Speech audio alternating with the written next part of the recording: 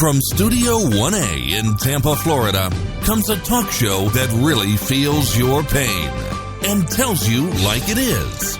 We love America and all that freedom-loving Americans want to protect. Live from coast to coast and on your radio, it's For the People with Keith Allen. We'll help you survive this thing called life. We're for the people. Whatever your source of stress or strife, for the people is there. Yes, indeed, we are there for you each and every day. It's For the People. I'm Keith Allen. Welcome to this March the 15th, 2017's edition of For the People. We have so much to talk about. So roll up a chair or just pause for the cause because it's so much information that's going to be coming out at you. We make it easy because you just have to, at least for right now, spend just an hour with us each day, and you pretty much get what the world is going on, whether that's internationally or just here in our country when it comes to politics. And we include a few other twists into the show here and there. And by the way, we really enjoyed that Toby Keith song, so we might even throw that in if we have time today. I'm becoming much more of a fan of his. I've liked his music through the years, but man, that one song, courtesy of the Red, White, and Blue, that was very patriotic, man. It just had some kick to it. The Army, they are cracking down on fast food. So if you know somebody in the Army that's stationed in countries near Russia, they're banning the creature comfort foods, as they're calling them, and it also includes their favorite coffee, as they're looking at ways to project strength. This is according to Grub Street. The Army's top commander in Europe said troops are never going to see Burger King. Never. Not going to see it. And what they're saying, really, to troops is be ready for potatoes, 3 meals a day for 6 months. I'm serious. This is General Ben Hodges. He says that the Irish have figured out how to make it interesting, and I'm sure you can too. Talking about this is potatoes. Apparently, the purpose of this ban is to keep troops focused amid the new NATO deployment. And this is courtesy of the Wall Street Journal. The Army said soldiers got a little too comfortable while stationed in Iraq and Afghanistan, and, well, they became accustomed to the fast food restaurants such as Burger King and the Pizza Hut, and also doing too much shopping in military strip malls. We went a little too far. We went a little too far in some of the luxuries. Commander Sergeant Major Kevin Maltenbeck said, per the Journal, we set a climate that soldiers weren't in a combat zone anymore. They weren't in the right mindset to fight tonight. So Hodges said that it's all about change now. Standard of living is Spartan. Spartan plus Wi-Fi, Hodges jokingly told soldiers. Troops plan to get their luxury habits out of their system while they're still stationed in Germany.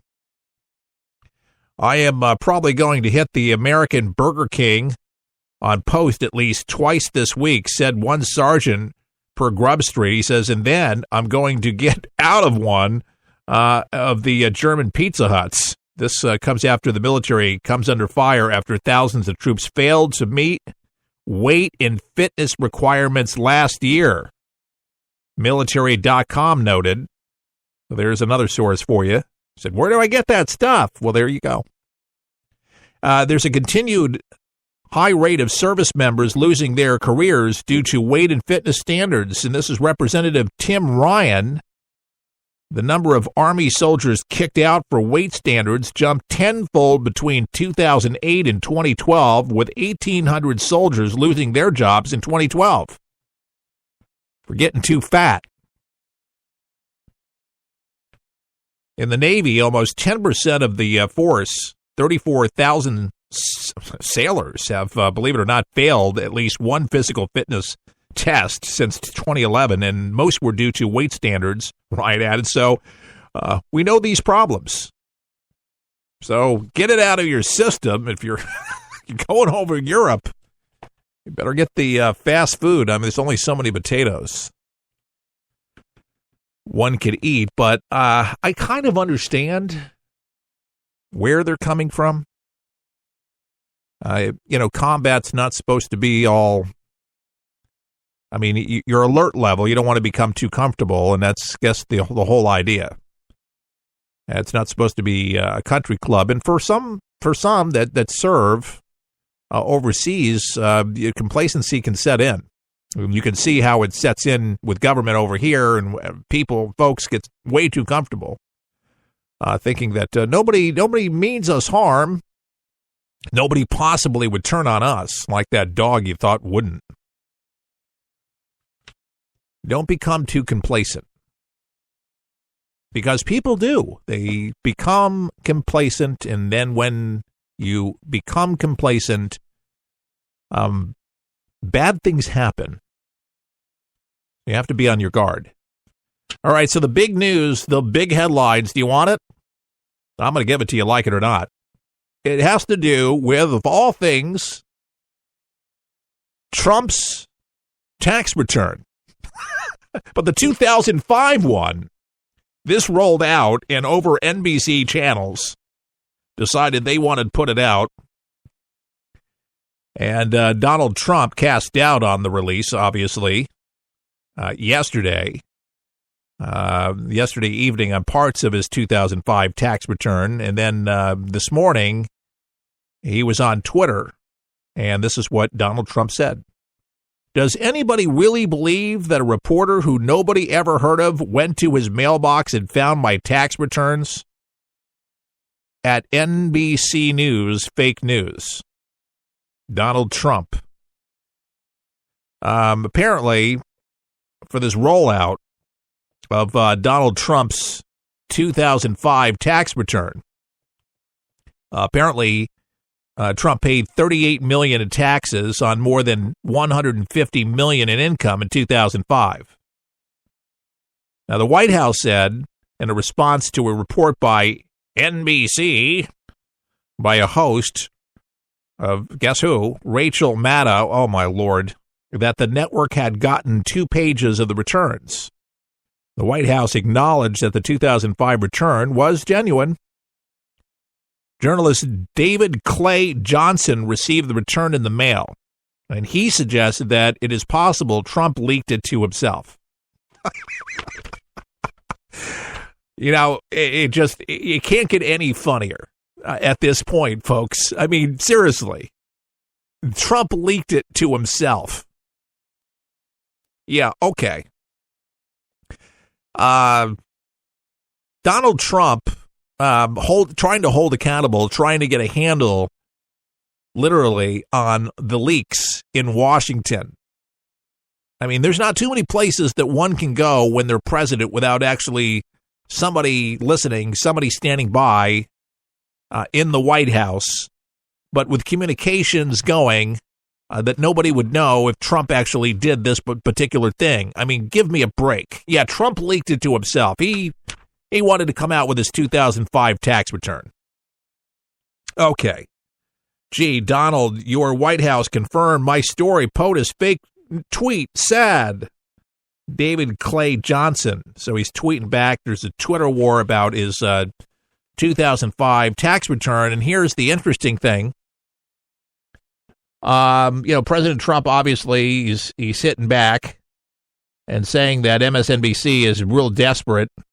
But what they did was pointing out, and a lot of lawyers are pointing out at this moment, that it was totally illegal.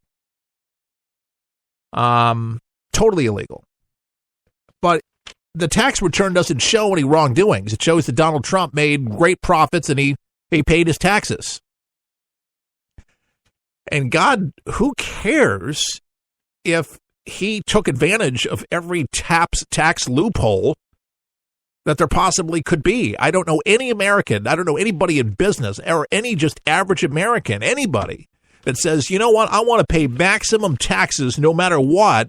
I don't want to take any breaks, whatever the government gives me and could give me maximum returns, forget about it. I just want a full Monty. Forget about receipts, forget about write-offs, forget about any of it. I mean, you're not going to be a good business person, obviously, if you don't take advantage of it. You want as much money, as much cash flow as you possibly can have as a business. But they're, saying, well, he leaked the 2005, he leaked it, or knew somebody that actually leaked it, who got out to the media because he was unreluctant to be able to release years of it, and there's just one that shows that, 1 year he decided he wanted to pay taxes because it may have been the 1 year that he actually made money. And it was just back in 2005.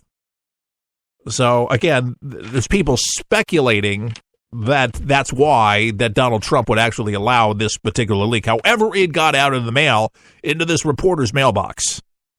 And convenient that NBC News actually got it. Of all the news, well, it's either that, NBC, or CNN, and both of them got horrible, dismal ratings, but still, NBC, the top, just grinding it down. The ratings are horrible. Horrible.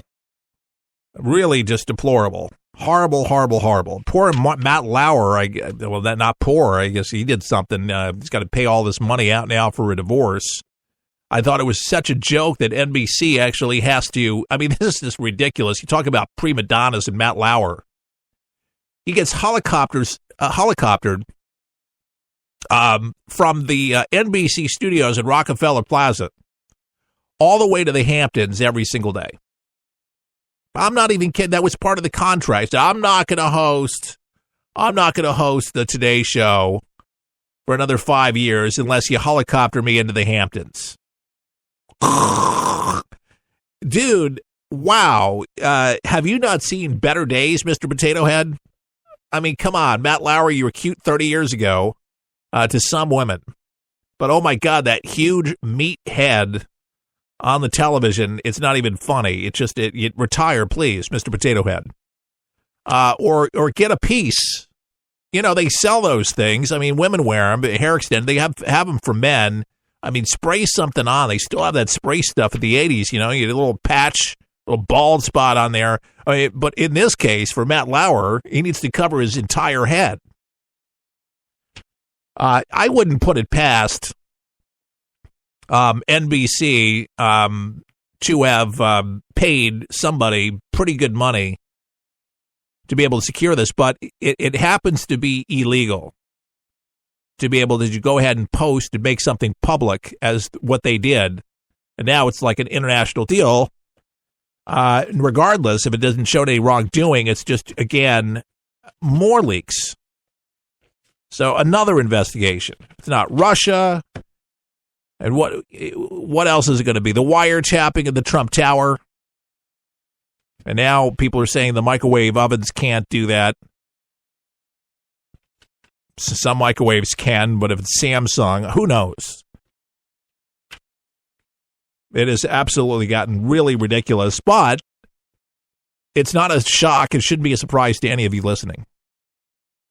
As much as a shock that it was to the left, that Donald Trump actually got into the White House, it should not be a shock that these things are going to be encountered. This happens to be part of the rocky road of draining the swamp. These are the things that are going to take place to be able to make that happen. There was going to be some turbulent times. I told you there's going to be.